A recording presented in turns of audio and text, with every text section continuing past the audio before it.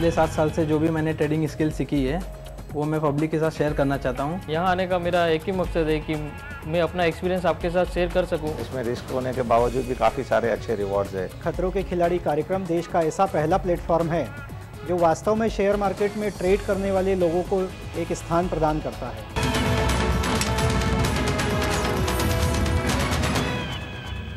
Markets के खतरों के खिलाड़ी के प्रायोजक हैं हेम सिक्योरिटीज और AMW।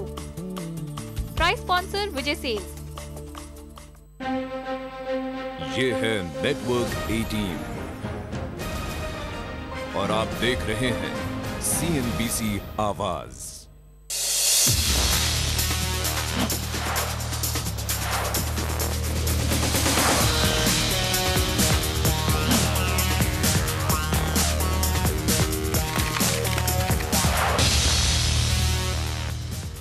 Hello and welcome to property guru. स्वागत है आपका इस शो में। आपके साथ मैं हूं विपिन भट्ट। प्रॉपर्टी की सभी जरूरी जानकारियों के अलावा हम इस शो में आपको देंगे आपकी प्रॉपर्टी से जुड़े इन्वेस्टमेंट और लीगल सवालों के जवाब। साथ ही आपको बताएंगे प्रॉपर्टी बाजार का ताजा हाल। तो फिर चलिए करते हैं आज के शो की शुरुआत और सबसे पहले जान लेते हैं क्या है आज खास। आज शो में हम आपको बताएंगे नासिक में प्रॉपर्टी खरीदनी हो तो क्या है आपके लिए बेहतर ऑप्शंस। देखेंगे प्रॉपर्टी देश भर में किस कीमत पर बिक रही है। लेंगे हमारे एक्सपर्ट से प्रॉपर्टी निवेश पर सलाह और साथ ही जानेंगे क्या है आज का लीगल टर्म। तो चलिए शो की शुरुआत करते हैं प्रॉपर्टी इन्वेस्टमेंट से जुड़े सवालों के साथ और इस पर सलाह देने के लिए आज हमारे साथ हैं JLL मेघराज के एसोसिएट डायरेक्टर आशुतोष लिमे। आशुतोष बहुत स्वागत है आपका प्रॉपर्टी गुरु में। चलिए तो यहाँ पर आशुतोष मौजूद हैं और इसका फायदा उठाया जाए, उनसे कुछ बेहतरीन टिप्स यहाँ पर लिए जाएं। तो लेते हैं अपने पहले कॉलर को। सुधांशु गुप्ता है मिर्जापुर से, इन्होंने फोन किया। सुधांशु आप सवाल पूछिए। नमस्कार सर। नमस्कार। ऐसा है कि मैं लखनऊ में सुशांत गो सिटी में प्लॉट लेना चाहता हूँ कुछ रहने के लिए। इनफैक्ट जी कैसा तो क्या अप्रिशिएशन है, क्या उसको क्या रेट मिलेंगे इस समय मुझे रहने के लिए, क्या आइडियल का रेट मिलेंगे इस समय जो मुझे जिसे मैं अभी तुरंत रह सकूँ इसमें। जी जरूर यहाँ आपको सलाह देते हैं। आशुतोष सुधांशु के लिए क्या यहाँ पे सलाह होगी? सुधांशु के लिए मैं यही कहूँगा कि देखिए आप खुद के रहने के लिए प्रॉपर्टी परचेस कर रहे हो तो यहाँ पे ज़्यादा इम्पॉर्टेंट है आपकी डेली कन्वीनियंस। आपकी फैमिली के लिए आप क्या फैसिलिटीज़ चाहिए, health education facilities, retail facilities, आप की काम की जगह और आपके घर के दरमियान आपको ट्रैवल कैसे करना पड़ेगा। तो ये चीज़ें मेरे ख्याल से ज़्यादा इंपॉर्टेंट है, ना कि कैपिटल एप्रिसिएशन या एनी इन्वेस्टमेंट रिटर्न, क्योंकि आपको खुद की कन्वीनियंस यहाँ पे पहले सोचनी है। And as an area it's a very good area. यदि आपका home to work commute comfortable लग रहा है आपको इस लोकेशन से तो आप यहाँ पे ज़रूर ले लीजिए। और जब कभी आप 5-6 साल के बाद यदि आप किसी दूसरे लोकेशन में शिफ्ट होना चाहते हो या अपना घर बड़ा घर लेना चाहते हो तो आपको उस समय ये बेचने के लिए भी it's a good project, good location. आपको उस समय सेकंड सेल में अच्छी प्राइस भी मिलेगी। तो on both counts this is a good choice. लेकिन मेरी सलाह यह है कि पहले आप अपना कन्वीनियंस और अपनी फैमिली रिक्वायरमेंट्स पे फोकस कीजिए। उस हिसाब से आपको जहाँ लोकेशन और प्रोजेक्ट ठीक लगे वहाँ ले लीजिए। इंसिडेंटली दिस पर्टिकुलर लोकेशन और project will give you good sale price also जब आपको फ्यूचर में इसको सेल करना है। चलिए तो यहाँ पर आशुतोष लेकिन एक सवाल और जहन में आता है, कई सारे कॉलर्स हमें सवाल पूछते हैं, वो ये कि अगर निवेश ही करना है, निवेश के पॉइंट ऑफ व्यू से ही प्रॉपर्टी में पैसा लगाना है तो आपको मेट्रो सिटीज़ में दिल्ली मुंबई यहाँ पर ज़्यादा अप्रिसिएशन मिलेगा या टियर 2 टियर 3 सिटीज़ में लगाएंगे तो ज़्यादा बेहतर होगा, क्योंकि वहाँ पर फिर भी कम दाम पे उपलब्ध है, यानी आपके पास मौका है कि आप खरीद सकते हैं और अप्रिसिएशन भी अच्छा है। देखिए ये एक क्लासिक बहस है और यहाँ पे मैं 1-2 पॉइंट्स कहना चाहूँगा कि यूजुअली मेट्रो सिटीज़ में आपकी एंट्री कॉस्ट ज़्यादा होती है क्योंकि प्रॉपर्टी प्राइसेस पहले से काफ़ी ज़्यादा है वहाँ पे। तो आपको जो मार्जिन मिलेगी, जो फर्दर एप्रिसिएशन मिलेगा वो थोड़ा सा कम मिलेगा। लेकिन टियर 2 सिटीज़ की बात करें तो बेस प्राइस आपकी लो होने की वजह से आपकी एंट्री कॉस्ट लो है और इसलिए आपकी margin possibility property price rise की ज़्यादा है। ये रिवॉर्ड्स आप टियर 2 सिटीज़ में ज़्यादा रीप कर सकते हो। लेकिन इसके साथ ये बात ज़रूर याद रखनी चाहिए कि tier 2 cities are more volatile, ये ज़्यादा रिस्की मार्केट्स हैं। यहाँ पे जैसे आपको हायर रिटर्न्स की पॉसिबिलिटी है वैसे नो रिटर्न्स या नेगेटिव रिटर्न्स की भी पॉसिबिलिटी है।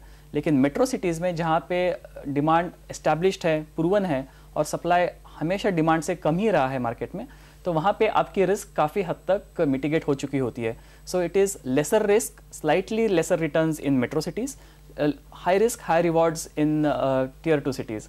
और इट डिपेंड्स कि आपकी एंट्री बैरियर कॉस्ट क्या है, आपने निवेश के लिए कितनी वैल्यू आप अफोर्ड करते हो, उस हिसाब से भी आपकी डिसीजन अफेक्ट होगी। जी चलिए, तो बहुत अच्छी सलाह यहाँ पे आशुतोष की। लेते हैं अब अपने अगले कॉलर को। विनय सोनी गांधीधाम गुजरात से हमारे साथ है। विनय, पूछिए अपना सवाल। अच्छा, हेलो। हाँ जी जी। हाँ, मैं पूछना चाहता हूँ कि अगर समझ लो कि मैं बॉम्बे में मेरे को लेना है फर्स्ट टाइम, तो मैं पहली बार मेरे को मतलब इन्वेस्ट करना है, तो मेरे को कौन सी जगह पे लेना चाहिए और उसका कितना रिटर्न, अगर समझ लो कि 3 साल के बाद 4 साल के बाद मेरे को कितना रिटर्न मिल सकता है। मेरा बजट है समझ लो 25 to 30 लाख, तो उसका मतलब समझ लो कि कोई प्रोजेक्ट हो रहा है, अभी जैसे प्रोजेक्ट हो रहा है, तो मेरे को कैसे पता चलेगा कि ये लीगली वाइज है, ऐसा सब कुछ प्रूफ है, और एकदम मैं जैसे बोलते हैं ना एक जी विनय, हमें ये आपकी बात समझ में आ गई। आप निवेश करना चाहते हैं मुंबई में और तमाम वो चीजें जो कोई भी बायर सोचता है, क्या सलाह होगी? देखिए, इनका बजट 25 से 30 लाख तक का है, जहाँ पे बहुत ही मुश्किल है कि मुंबई सिटी प्रॉपर में कोई प्रॉपर्टी इनको मिलना इस बजट में। उनको एक्सटेंडेड सबब जिसे हम कहते हैं, वसई विरार रीजन या कल्याण, अंबरनाथ, बदलापुर रीजन या पनवेल के आसपास का रीजन, तो यहाँ पे उनको उनके बजट के कॉरस्पॉन्डिंग प्रॉपर्टीज़ मिल जाएंगी।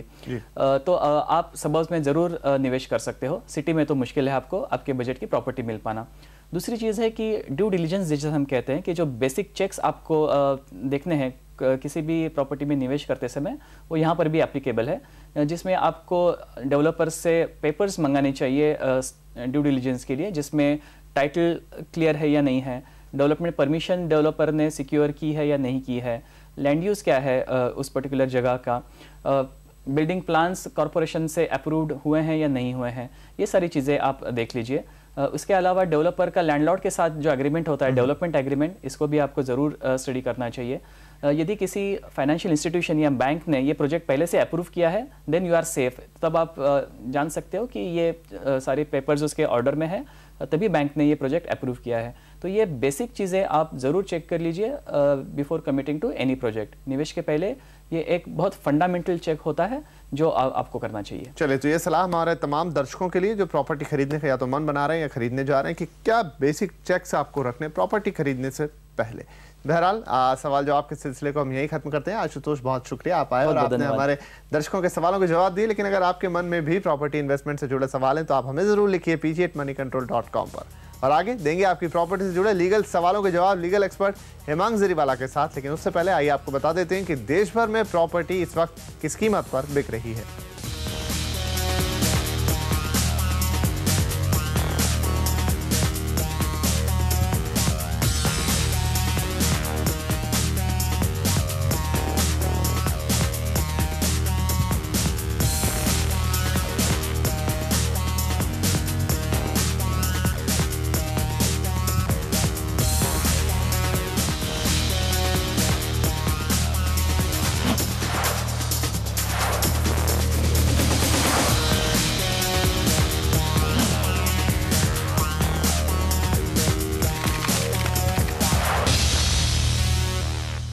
पापा, वो थोड़े पैसे चाहिए थे। पैसे नहीं मिलेंगे, मैं फोन रख रहा हूँ। पापा, बर्थडे था तो ट्रीट देनी पड़ी ना। बर्थडे? तुम्हारा